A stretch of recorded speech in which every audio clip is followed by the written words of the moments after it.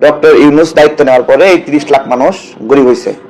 এই 30 লাখ মানুষের যে গরিব হওয়া, এই টাকাটা কে খায় ফেললো?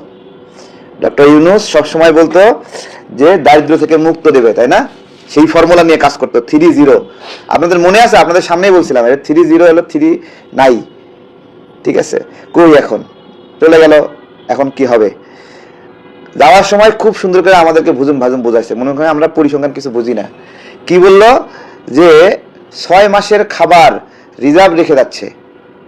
কত বড় ফটকা, চিন্তা করতে পারেন।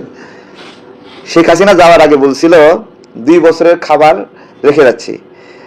18 মাস তো ডক্টর ইউনূস ছিল, আর বাকি 6 মাস আছে এখনো। তাহলে শেখ হাসিনা রেখে যাওয়া খাবারের মেয়াদ তো এখনো শেষ হয়নি। তাহলে এরা আবার শোনাচ্ছে 6 মাসের খাবার রেখে যাচ্ছি। এইভাবে চুষে খাইছে জাস্ট নির্যাস। একটা বড় ডেভেলপমেন্ট নাই, বড় ব্রিজ নাই, বড় কালভার্ট নাই, বড় কোনো উন্নয়ন প্রজেক্ট নাই। অযথা 2 লাখ কোটি টাকা ঋণ করছে এই সময়ে। পদ্মা সেতুর কিস্তি দেয়নি, বিভিন্ন প্রজেক্ট কিস্তিগুলো বাকি আছে। এই অবস্থায় রেখে যে গল্প শোনাচ্ছে, আপনি যদি কিস্তি না দেন তাহলে তো রিজার্ভে জমা হবেই। কোনো জায়গায় কিস্তি দেয়নি, রিজার্ভ জমা হয়েছে, রিজার্ভ জমা হয়ে আছে দেখাচ্ছে।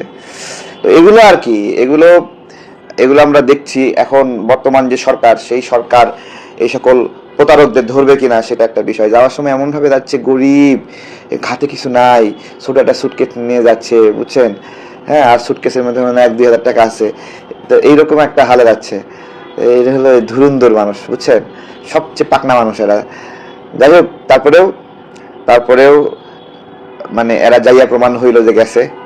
হ্যাঁ, এবং আমরা একটা সুন্দর নির্বাচন পাইছি, সুন্দর একটা দেশ পাইলাম।